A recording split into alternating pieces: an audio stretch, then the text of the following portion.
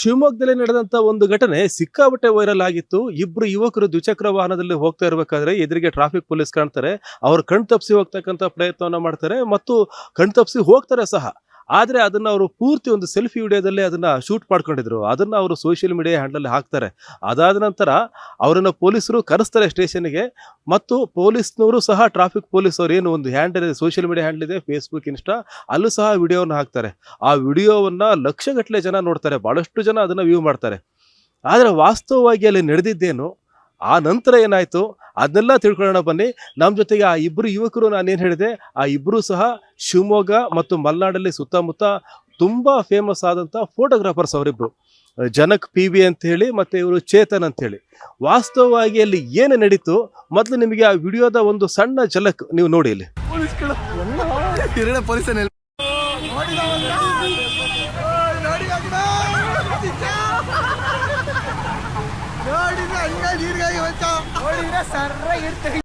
ಈಗ ನೀವು ನೋಡಿದ್ರಲ್ಲ ಈ ವಿಡಿಯೋದಲ್ಲಿ ವಾಸ್ತವವಾಗಿ ಏನಾಯ್ತು ಮತ್ತೆ ವಿಡಿಯೋ ಅಪ್ಲೋಡ್ ಮಾಡಿದ ನಂತರ ಏನಾಯ್ತು. ಜನಕ್ ಅವರೇ, ಆ ಇನ್ಸಿಡೆಂಟ್ ನಡೆದಿದ್ದು ಯಾವಾಗ ಮತ್ತೆ ಏನಾಯ್ತು, ನೀವೇನ್ ಮಾಡಿದ್ರಿ ಅಂತ? ಸರ್ ಆಕ್ಚುಲಿ ಆ ವಿಡಿಯೋ ರೆಕಾರ್ಡ್ ಮಾಡಿದ್ದು 2ನೇ ತಾರೀಕು ಸಂಜೆ 6ಕ್ಕೆ ಹೋಗ್ತಾ ರೆಕಾರ್ಡ್ ಮಾಡಿದ್ದು. ಅಪ್ಲೋಡ್ ಮಾಡಿದ್ದು 3ನೇ ತಾರೀಕು. 4ನೇ ತಾರೀಕು ಹಂಗೆ ಮೋಸ್ಟ್ಲಿ 5ನೇ ತಾರೀಕು ಹಂಗೆ ಪೊಲೀಸರಿಗೆ ಕೈ ಸಿಕ್ಕಾಕೊಂಡಿರೋದು. ಅವರು ಫಸ್ಟ್ ಕರ್ಸಿದೆ ನನ್ನ ಫ್ರೆಂಡ್ನ. ಅವನಿಗೆ ಕಾಂಟ್ಯಾಕ್ಟ್ ಮಾಡಿಸಿ ಅವ್ನ ನಂಬರ್ ಪ್ಲೇಟಿಂದ ನಂಬರ್ ಕಲೆಕ್ಟ್ ಮಾಡಿಕೊಂಡು ಅವನಿಗೆ ಫೋನ್ ಮಾಡಿ ಅವನ ಮುಖಾಂತರ ನನ್ನ ಕರ್ಸ್ಕೊಂಡ್ರು. ಸ್ಟೇಷನ್ಗೆ ಹೋದ್ವಿ. ಸ್ಟೇಷನ್ಗೆ ನಾರ್ಮಲ್ ಆಗಿ ಕರ್ಸಿದ್ರು, ಬನ್ನಿ ಮಾತಾಡ್ಬೇಕು ಅಂತ ಅಂದ್ರು. ಅಲ್ಲಿ ನೀವು ಹೋಗ್ತಾ ಇರ್ಬೇಕಾದ್ರೆ ನೀವು ಪೊಲೀಸರಿಂದ ತಪ್ಪಿಸ್ಕೊಂಡು ಹೋಗ್ತಕ್ಕಂಥ ಪ್ರಯತ್ನವನ್ನ ಮಾಡಿದ್ದೆ ಯಾಕೆ? ಸರ್ ಆಕ್ಚುಲಿ ನಾವು ಆಲ್ರೆಡಿ ಸೆಂಟ್ರಿಗೆ ಬಂದ್ಬಿಟ್ಟಿದ್ವಿ. ಆಲ್ರೆಡಿ ಸೆಂಟ್ರಲ್ ಅಂದ್ರೆ ಸೈಡಲ್ಲಿ ಇದ್ವಿ ಫಸ್ಟಿಗೆ. ಇಡೀ ಅಂದ್ರೆ ಬಂದಾಗ ಪೊಲೀಸರು ಅಂತ ಗೊತ್ತಾದ ತಕ್ಷಣ ರಿವರ್ಸ್ ತೊಗೊಳಕ್ ಹೋದ್ವಿ, ಆಗ್ಲಿಲ್ಲ. ಜನ ಇದ್ರು, ಏನ್ ಮಾಡಿದ್ವಿ, ಹೋಗ್ಬೋಣ, ಹಿಡಿದ್ರು ಪರವಾಗಿಲ್ಲ, ಹಿಡಿದ್ರೆ ಓಕೆ, ಹಿಡ್ದಿಲ್ಲ ಅಂದ್ರೆ ನುಗ್ಸ್ಕೊಂಡು ಹೋಗ್ಬೋಣ ಅಂತ ಬಂದ್ವಿ. ಆಕ್ಚುಲಿ ರೆಕಾರ್ಡ್ ಆಗ್ತಾ ಇದ್ವಿ, ನಮಗೆ ಗೊತ್ತಾ ಅಂದ್ರೆ ನಾನು ರೆಕಾರ್ಡ್ ಹಿಡ್ಕೊಂಡಿದ್ದೆ, ಆದ್ರೆ ನನಗದು ಮೈಂಡಲ್ಲೇ ಇಲ್ಲ. ಪಾಸ್ ಆಗುವಾಗ ಏನಾಯ್ತು, ಪಾಸ್ ಆಗ್ಬಿಡ್ಬೋದು ಅಂತ ಪಾಸ್ ಆದ್ವಿ. ಪಾಸ್ ಆಗುವಾಗ ಬಾಯಿ ತಪ್ಪಿ ಖುಷಿಗೆ ಏನೋ ಒಂದು ಪಾಸ್ ಆಗ್ಬಿಟ್ವಲ್ಲ ಅನ್ನೋ ಒಂದು ಖುಷಿಲಿ ನಾನು ಬಾಯಿ ತಪ್ಪ ಆ ಥರ ಮಾತಾಡಿದೆ. ಅದು ಮಾತಾಡಿ ತಪ್ಪು ಓಕೆ, ಆದರೆ ಆ್ಯಕ್ಚುಲಿ ನಾನು ಮಾತಾಡಿದ್ದು ಏನಕ್ಕಂದರೆ ಅವ್ರು ನೋಡಿದಿದ್ರೆ ನನಗೆ ಆ ಥರ ಮಾಡಿರೋರು ಅನ್ನೋ ಲೆಕ್ಕಾಚಾರದಲ್ಲಿ ನಾನು ಮಾತಾಡೋದೇ ಹೊರತು ನಾನು ಪೊಲೀಸವರಿಗೆ ಹೇಳಿಸ್ಬೇಕು, ತಮಾಷೆ ಮಾಡಬೇಕು ಅಂತ ನಾನು ಮಾಡಿಲ್ಲ. ಆ ಟೈಮಲ್ಲಿ ನಗು ಬಂತು, ಹುಡುಗರು ಕಾಮನಾಗಿ ನಗಾಡೋ ಥರ ನಗಾಡಿದೆ ಅಷ್ಟೇ. ಪಾಸ್ ಆದ್ವಿ. ಆಮೇಲೆ ಸೀದಾ ಆರ್ಡ್ರಿಗೆ ಹೋಗಿ ಬಂದಿದ್ದು ಅಷ್ಟೇ. ಅದಾದ್ಮೇಲೆ ಪೊಲೀಸವ್ರು ಕರೆಸಿದ್ದು. ಏನಾಗಿದೆ ಅಲ್ಲಿ, ಇವರಿಬ್ರು ಸಹ ಅಲ್ಲಿ ಪಾಸ್ ಆಗ್ಬೇಕಾದ್ರೆ ಹೆಲ್ಮೆಟ್ ಹಾಕಿದ್ದಿಲ್ಲ. ಹಾಗಾಗಿ ಪೊಲೀಸರಿಂದ ಸೈಡಿಂದ ಹೋಗೋಣ ಅಂತಕ್ಕಂಥ ಪ್ರಯತ್ನವನ್ನ ಇವರು ಮಾಡಿದ್ದಾರೆ. ಪೊಲೀಸರು ಕರೆಸಿದ ನಂತರ ಏನಾಯ್ತು? ಫಸ್ಟು ನನಗೆ ಕಾಲ್ ಮಾಡಿದ್ರು ಸರ್. ಓಕೆ, ನನಗೆ ನಾರ್ಮಲಾಗಿ ಪೊಲೀಸ್ ಅಂತ ಫೋನ್ ಮಾಡಿದ್ರು. ಸೊ ನಾನು ಅದಕ್ಕೆ ನಾನು ಕಾಲ್ ಎತ್ಕೊಂಡೆ. ಸಡನ್ನಾಗಿ ಯಾರೇ ಅಂದರೂ ಇದಾಗತ್ತೆ ಸರ್, ಗಾಬರಿ ಆಗುತ್ತೆ. ನನಗೆ ಸ್ಟಾರ್ಟಿಂಗ್ ಫುಲ್ಲು ಇದಾಯಿತು, ನರ್ವಸ್ ಆಯಿತು.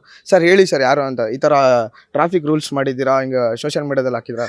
ಸರ್ ಆಯಿತು ಸರ್, ತಾಳಿ ಒಂದು 10 ನಿಮಿಷ ನಾನು ಫೋನ್ ಮಾಡ್ತೀನಿ ಅಂತ ಹೇಳ್ಬಿಟ್ಟು ಫೋನ್ ಇಟ್ಟೆ. ಸೊ ಮತ್ತೆ ರಿಟರ್ನ್ ಕಾಲ್ ಮಾಡಿದ್ರು. ಮತ್ತೆ ಫೋನ್ ಮಾಡಾದ್ಮೇಲೆ ನಾನು ಫೋನ್ ಎತ್ಕೊಂಡೆ. ಫೋನ್ ಎತ್ಕೊಂಡೆ. ಮತ್ತೆ ಸರ್ ಇಲ್ಲ ಈಗಲೇ ಬರ್ತೀನಿ ಅಂತ ಅಂದೆ. ಮನೇಲಿ ಏನಾದರೂ ಪ್ರಾಬ್ಲಮ್ ಆಗುತ್ತೆ ಹಂಗೆ ಹಿಂಗೆ, ನಾನು ಮನೆಗೆ ಯಾರಿಗೂ ಹೇಳಿರಲಿಲ್ಲ. ಸರಿ ಸರ್ ಆಯಿತು ಅಂತ ಕಾಲ್ ಪಿಕ್ ಮಾಡಿದೆ. ಅವ್ರು ಇದ್ಕೊಂಡು ಇಲ್ಲ ಮಾರ್ನಿಂಗ್ ಬಾ ಅಂತ ಅಂದರು.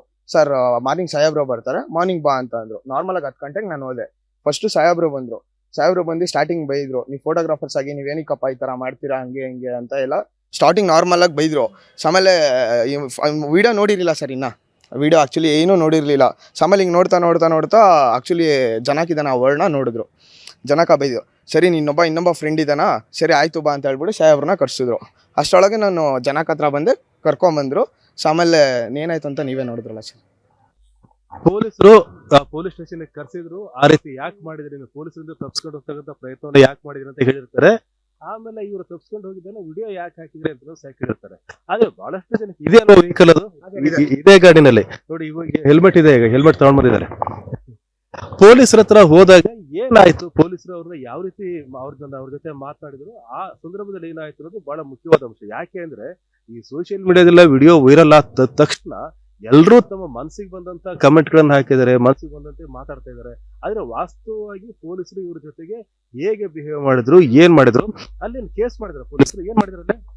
ಏನು ಕೇಸ್ ಮಾಡಲಿಲ್ಲ. ಕರ್ಸಿದ್ರು, ಹೋದ್ವಿ ಒಳಗಡೆ, ಕೂತ್ಕೊಳ್ಳಿ ಅಂದ್ರು. ಸರಿ ಇಲ್ಲಿ ಸರ್ ನಿಂತ್ಕೊಂಡು ಇರ್ತೀವಿ ಅಂತ ಅಂದ್ರು. 1-2 ನಿಮಿಷ ವೇಟ್ ಮಾಡಿಸಿದ್ರು. ಪೊಲೀಸ್ ಸಾಹೇಬ್ರು ಬರ್ತಾರೆ, ವೇಟ್ ಮಾಡಿ ಅಂದ್ರು. ಒಂದು 1/2 hour ವೇಟ್ ಮಾಡಿದ್ವಿ. ಆಕ್ಚುಲಿ ತಿಂಡಿ ತಿಂದಿರ್ಲಿಲ್ಲ. ಸರ್ ತಿಂಡಿ ತಿನ್ಕೊಂಡ್ ಬರ್ತೀವಿ ಅಂದ್ವಿ. ಅಷ್ಟೊತ್ತಿಗೆ ಸರ್ ಆಯ್ತು ನಾವು ಬರ್ತೀವಿ ಬನ್ನಿ ಅಂತ ನನ್ನ ಜೊತೆ ಅವರು ಬಂದರು. ಹೋಗಿ 3 ಜನ ಹೋಗಿ ತಿಂಡಿ ತಿನ್ಕೊಂಡು ವಾಪಸ್ ಬಂದು ಒಂದು 2 ಅವರ್ ವೆಯ್ಟ್ ಮಾಡಿದ್ವಿ. ಸಾಹೇಬ್ರು ಅಲ್ಲೆಲ್ಲ ಹೊರಗಡೆ ಕೆಲಸದ ಮೇಲೆ ಹೋಗಿದ್ರು. 2 ಅವರ್ ವೆಯ್ಟ್ ಮಾಡಿದ್ವಿ. ವೆಯ್ಟ್ ಮಾಡಿದ್ಮೇಲೆ ಸಾಹೇಬ್ರು ಬಂದ ತಕ್ಷಣ ಅವ್ರ ರಿಯಾಕ್ಷನ್ ಸ್ವಲ್ಪ ಹಾರ್ಶ್ ಆಗಿತ್ತು. ಅಂದ್ರೆ ಫಸ್ಟ್ ನನ್ನ ಮುಖ ನೋಡ್ತಿದ್ದಂಗೆ ಅವರು ಹಾರ್ಶ್ ಆಗಿ ರಿಯಾಕ್ಟ್ ಮಾಡಿದ್ರು. ನೀವುಗಳು ಹುಡುಗರು ಈ ತರ ಏನೋ ಇಷ್ಟ ಬಂದಂಗೆ ಮನ್ಸು ಬಂದಿಗೆ ವಿಡಿಯೋ ಮಾತಾಡ್ಬಿಟ್ಟು ಹಾಕೊಂಡಿದ್ಯಾ, ಏನ್ ಅನ್ಕೊಂಡಿದ್ಯಾ ಹಂಗೆ ಅಂತ ರಾಶ್ ಕೂಗಾಡಿದ್ರು. ನಾನು ಆಮೇಲೆ ಕ್ಲಿಯರ್ ಆಗಿ ಹೇಳಿದೆ, ಇಲ್ಲ ಸರ್ ಬೇಕು ಅಂತ ಆಗಿದ್ದಲ್ಲ, ಯಾವುದೇ ಕಾರಣಕ್ಕೂ ಈ ತರ ಯಾವತ್ತೂ ಈ ತರ ಮಾಡ್ದವನಲ್ಲ ನಾನು. ಬೇಕಾದ್ರೆ ನನ್ನ ಅಕೌಂಟ್ ಎಲ್ಲ ಚೆಕ್ ಮಾಡಿ ಎಲ್ಲ ವಿಡಿಯೋಗಳನ್ನ ಮಾಡ್ತಾ ಇರ್ತೀನಿ. ಇದನ್ನೋ ಮಿಸ್ ಆಗಿರೋದು, ಬೇಕು ಅಂತ ಆಗಿದ್ದಲ್ಲ, ಇನ್ನೊಂದ್ಸಲ ಈ ತರ ಮಾಡಲ್ಲ ಸರ್, ತಪ್ಪಾಯ್ತು ಸಾರಿ ಅಂತಂದೆ. ಹಂಗಂದ ತಕ್ಷಣ ಸಾಹೇಬ್ರು ಸ್ವಲ್ಪ ಕಾಮ್ ಆದ್ರು. ಕಾಮ್ ಆಗಿ ಸಮಾಧಾನದ ಆಮೇಲೆ ನೀವು ಯೂತ್ಸ್ ಆಗಿ ನೀವುಗಳು ಮೆಸೇಜ್ ಕೊಡಬೇಕು, ಒಳ್ಳೆ ಮೆಸೇಜ್ ಕೊಡಬೇಕು. ನೀವುಗಳೇ ತಪ್ಪಾಗಿ ಮಾತಾಡ್ಬಿಟ್ರೆ ಜನರಿಗೆ ಪೊಲೀಸವ್ರ ಮೇಲೆ ಏನು ಅಭಿಪ್ರಾಯ ಬರಲ್ಲ, ತಪ್ಪು ತಿಳ್ಕೊಳ್ಳಲ್ವಾ, ನೀವುಗಳು ಹೆಂಗೆ ಮಾಡಿದ್ರಿ ಹಿಂಗೆ ಅಂತ ಸ್ವಲ್ಪ ಮಾತಾಡಿದ್ರು. ಮಾಮೂಲಿ ಬುದ್ಧಿವಾದ ಸ್ವಲ್ಪ ಹೇಳಿದ್ರು, ಕೇಳಿದ್ವಿ. ಆಮೇಲೆ ಸರಿ ಆಯ್ತು ಅದೇನಿದೆಯೋ ನೋಡಿ ಅಪಾಲಜಿ ವಿಡಿಯೋ ಮಾಡಿಸ್ಕೊಳ್ಳಿ ಅಂತ ಅವ್ರಿಗೆ ಹೇಳಿದ್ರು. ಅಪಾಲಜಿ ವಿಡಿಯೋ ಕೊಟ್ವಿ. ಹೆಲ್ಮೆಟ್ ಇಲ್ಲ ಅಂತ ಅಂದ್ಬಿಟ್ಟು ಮತ್ತು ಡ್ರೈವಿಂಗ್ ನೆಗ್ಲಿಜೆನ್ಸಿ ಅಂತ ಅಂದ್ಬಿಟ್ಟು ಒಂದು 500,000 ರೂಪಾಯಿ ಫೈನ್ ಕಟ್ಟಿದ್ರು. ಈ ಗಾಡಿದೊಂದು ಹಳೆ ಕೇಸ್ ಇತ್ತು, ಅದು ಸೇರಿಸಿ ಒಂದು 2,500-3,000 ರೂಪಾಯಿ ಫೈನ್ ಕಟ್ಟಿದ್ವಿ. ಫೈನ್ ಕಟ್ಟಿದ ಮೇಲೆ ವಿಡಿಯೋ ಮಾಡಿಸ್ಕೊಂಡ್ರು. ವಿಡಿಯೋ ಎಲ್ಲ ಮಾತಾಡಿದ್ವಿ. ಆದರೆ ವಿಡಿಯೋ ಮಾತಾಡಿದ್ಮೇಲೆ ಅದು ಈ ಥರ ಪೋಟ್ರೆ ಆಗುತ್ತೆ ಅಂತ ಗೊತ್ತಿರಲಿಲ್ಲ. ಈಗ ಅಲ್ಲಿ ಪೊಲೀಸರು ನಿಮ್ ಜೊತೆ ಮಿಸ್ಬಿಹೇವ್ ಮಾಡಿದ್ರ, ಪೊಲೀಸರು ನಿಮಗೆ ಹೊಡೆದ್ರ, ಅಥವಾ ಪೊಲೀಸರು ಏನಾದ್ರು ತುಂಬಾ ಹಾರ್ಷಾಗಿ ಏನಾದ್ರು ಮಾಡಿದ್ರೆ, ಏನ್ ಮಾಡಿದ್ರು ಪೊಲೀಸರು? ಸೀರಿಯಸ್ ಆಗಿ ಆ ಥರ ಏನೂ ಮಾಡಿಲ್ಲ ಸರ್. ನಾರ್ಮಲ್ ಆಗಿ ಕರ್ಕೊಂಡು ಹೋದ್ರು. ಸೊ ಓಕೆನಾ, ಮಾಮೂಲಿ ಮಾತಾಡಿದ್ರು. ಓಕೆನಾ, ನಾರ್ಮಲ್ ಆಗಿ ಮಾತಾಡೋದು ಸರ್. ಆ ಥರ ಹೊಡೆಯೋದು ಆ ಥರ ಏನೂ ಮಾಡ್ಯ ಸರ್. ಮಾಮೂಲಿ ಫ್ರೆಂಡ್ಲಿಯಾಗಿ ಆ ಥರ ಮಾಡಿದ್ರು. ನಾರ್ಮಲ್ ಆಗಿ ನಾನು ಅವನು ಕುತ್ಕೊಂಡಿದ್ವಿ. ಅದೇ ರೀತಿ ಕುತ್ಕೊಳ್ರಿ, ಅಲ್ಲಿ ಯಾಕೆ ಓಡಾಡ್ತೀರಾ, ನಾರ್ಮಲ್ ಆಗಿ ಕುತ್ಕೊಳ್ಳಿ, ನಾರ್ಮಲ್ ಆಗಿ ಮಾತಾಡ್ಸು, ಆ ಥರ ಯಾವ ರೀತಿನೂ ಮಾಡಿಲ್ಲ ಸರ್ ನಮಗೆ. ಅಲ್ಲ, ಯಾಕೆ ಈ ಪ್ರಶ್ನೆ ಕೇಳಿದೆ ಅಂತಂದ್ರೆ, ಆ ವಿಡಿಯೋಕ್ಕೆ ಬಂದಂತ ಕಾಮೆಂಟ್ಗಳಲ್ಲಿ ಬಹಳಷ್ಟು ಜನ ಪೊಲೀಸರಿಗೆ ಬಹಳ ಹೊಡೆದ್ಬಿಟ್ಟಿದ್ದಾರೆ, ಪೊಲೀಸರು ಹಿಂಗೆಲ್ಲ ಮಾಡಿದ್ದಾರೆ ಅಂತ ಹೇಳಿ ಕಮೆಂಟ್ ಮಾಡ್ತಾ ಇದ್ರು. ಹಾಗಾಗಿ ಫ್ಯಾಕ್ಟ್ ಏನು ಅಂತ ಕೇಳಿದ್ವಿ. ಕಮೆಂಟ್ ಅಲ್ಲಿ ನೋಡಿದ್ರೆ ಸರ್ ನಗು ಬರುತ್ತೆ. ಒಬ್ಬೊಬ್ರು ಇವ್ರಿಗೆ ಹಿಂಗೆ ಮಾಡ್ಬೇಕಿತ್ತು, ಖಾರದ ಪುಡಿ ಹಾಕ್ಬೇಕಿತ್ತು, ಸರ್ರೆ ಬಾರಿಸ್ಬೇಕಿತ್ತು ಅಂತ ಇನ್ನೂ ತುಂಬಾ ಮಾತಾಡಿದ್ರು. ಕಮೆಂಟ್ ಬಗ್ಗೆ ತಲೆ ಕೆಡಿಸ್ಕೊಂಡಿಲ್ಲ ನಾವು ಜಾಸ್ತಿ. ಆದ್ರೆ ಕಮೆಂಟು ಮಾತಾಡಿದ್ರಲ್ಲ, ಕಮೆಂಟ್ ಹಾಕಿದ್ರಲ್ಲ, ಅದನ್ನ ಓದೋರು ಏನ್ ತಿಳ್ಕೊಂಡ್ರು ನಾವೇನೋ ಕ್ರೈಮ್ ಮಾಡಿದೀವಿ. ಪೋಟ್ರೆ ಆಗ್ತಿರೋದು ಯಾವ ಥರ ಅಂದರೆ, ನಾವೇನೋ ತಪ್ಪು ಮಾಡಿದ್ದೀವಿ, ಮತ್ತು ಅವರೇನೋ ನಮಗೆ ತುಂಬ ಬ್ರೂಟಲ್ ಆಗಿ ನಡ್ಕೊಂಡಿದ್ದಾರೆ ಪೊಲೀಸವ್ರ ನಮ್ಮ ಹತ್ರ ಅನ್ನೋ ಥರನೇ ಪೋಟ್ರೆ ಆಗಿದ್ದು. ನಾವೇನು ತಪ್ಪು ಮಾಡಿಲ್ಲ, ಅಂಥದ್ದೇನು ತಪ್ಪು ಮಾಡಿಲ್ಲ ಅನ್ನೋ ಕಾರಣಕ್ಕೋಸ್ಕರನೇ ನಾವು ಹೋಗಿದ್ದು ಮಾತಾಡಿದ್ದು ಪೊಲೀಸರ ಹತ್ರ. ಮತ್ತು ಇನ್ನೊಂದು ವೀಡಿಯೋನೂ ಮಾಡಿಬಿಟ್ಟಿದ್ದೆ ನಾನು, ಅದು ಎಕ್ಸ್ಪ್ಲನೇಷನ್ ವೀಡಿಯೋ, ಕ್ಲಾರಿಟಿ ವೀಡಿಯೋ ಕೊಟ್ಟಿದ್ದೆ. ಇಲ್ಲಿ ನೋಡಿ ಏನಾಗಿದೆ, ಪೊಲೀಸರು ಕರೆದಿದ್ದಾರೆ, ಬುದ್ಧವಾದ ಹೇಳಿದ್ದಾರೆ. ಕೊನೆಗೆ ಏನು ಹೆಲ್ಮೆಟ್ ಹಾಕದೇ ಇರೋದಕ್ಕೆ ಏನು ಫೈನ್ ಇತ್ತು ಆ ಫೈನನ್ನು ಹಾಕಿದ್ದಾರೆ, ಮತ್ತು ಹಳೇದೊಂದು ಫೈನ್ ಇತ್ತು ಆ ಫೈನನ್ನು ಕಲೆಕ್ಟ್ ಮಾಡಿದ್ದಾರೆ. ಹಾಗೆ ಇವರಿಬ್ಬರನ್ನು ವಾಪಸ್ ಕಳಿಸ್ತಾರೆ. ಇವರಿಬ್ರು ಸಹ ಶಿವಮೊಗ್ಗದ ಮತ್ತು ಮಲ್ನಾಡಿನಲ್ಲಿ ತುಂಬಾ ಫೇಮಸ್ ಆಗಿರ್ತಕ್ಕಂಥ, ತುಂಬಾ ಕ್ರಿಯೇಟಿವ್ ಆಗಿರ್ತಕ್ಕಂಥ ಫೋಟೋಗ್ರಾಫರ್. ಅವ್ರು ಏನು ತಪ್ಪು ಮಾಡಿದ್ದಾರೆ ಆ ತಪ್ಪನ್ನು ಒಪ್ಕೊಂಡಿದ್ದಾರೆ, ಕ್ಷಮೆನೂ ಕೇಳಿದ್ದಾರೆ. ಆ ಕ್ಷಮೆ ಕೇಳಿದಂತ ಒಂದು ವಿಡಿಯೋನು ಸಹ ಅಲ್ಲಿ ಬಂದಿತ್ತು. ಹಾಗಾಗಿ ಇಬ್ರು ಏನು ತಪ್ಪನ್ನ ಕೇಳಿ ಅದ್ರ ಬಗ್ಗೆ ಒಂದು ಕ್ಲಾರಿಫಿಕೇಶನ್ ಸಹ ಕೊಟ್ಟು ಅದನ್ನ ಮುಂದಕ್ಕೆ ನಾವು ಮುಂದುವರಿಸಿದಿಲ್ಲ ಅಂತ ಹೇಳಿದ್ದಾರೆ. ಮತ್ತೆ ಈಗ ನೋಡ್ಬೋದು ನೀವು, ಅವ್ರು ಹೆಲ್ಮೆಟ್ ಅನ್ನು ಸಹ ತಗೊಂಡಿದ್ದಾರೆ. ಇನ್ಮೇಲೆ ಯಾವತ್ತೂ ಸಹ ಹೆಲ್ಮೆಟ್ ಅನ್ನ ಇವರು ಹಾಕೊಂಡೇ ಓಡಾಡ್ತಾರೆ ಮತ್ತು ಈ ಟ್ರಾಫಿಕ್ ರೂಲ್ಸ್ ಅನ್ನ ಯಾವತ್ತೂ ವೈಲೇಷನ್ ಮಾಡೋದಿಲ್ಲ ಅಂತೇಳಿ. ಮತ್ತೆ ಪೊಲೀಸರ ಬಗ್ಗೆನೂ ಸಹ ತುಂಬಾ ಕಾರ್ಡಿಯಲ್ ಆಗಿ ಪೊಲೀಸರ ಜೊತೆ ಬಿಹೇವ್ ಮಾಡಿದ್ದಾರೆ, ಗೌರವದಿಂದ ಸಹ ನಡೆಸ್ಕೊಂಡಿದ್ದಾರೆ.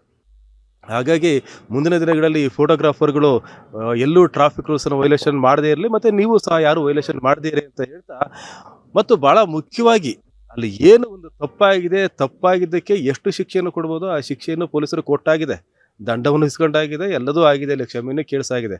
ಹಾಗಾಗಿ ಈ ಪ್ರಕರಣವನ್ನು ಇಲ್ಲಿಗೆ ಮುಗಿಸ್ಬೇಕು ಅನ್ನೋದು ಸಹ ಇವರ ಆಶೆ ಆಗಿದೆ. ಹಾಗಾಗಿ ಸೋಷಿಯಲ್ ಮೀಡಿಯಾದಲ್ಲಿ ಬಂದಿರೋದು ಎಲ್ಲದೂ ನಿಜ ಅಲ್ಲ, ಅದರಲ್ಲಿ ಏನಿರುತ್ತೆ ಅದರ ಒಳಗಿನ ಅರ್ಥವನ್ನು ತಿಳ್ಕೋಬೇಕು ಅಂತ ಹೇಳ್ತಾ ಈ ಇಬ್ಬರನ್ನ ಸಹ ಈ ಸಂದರ್ಭದಲ್ಲಿ ಮಾತಾಡಿಸ್ತಿದ್ದೀವಿ. ಕ್ಯಾಮರಾ ಪರ್ಸನ್ ಕೊಟ್ರೆ ಜೊತೆ ಹೊನ್ನಾಡಿ ಚಂದ್ರಶೇಖರ್, ಕನ್ನಡ ಮೀಡಿಯಂ 24/7.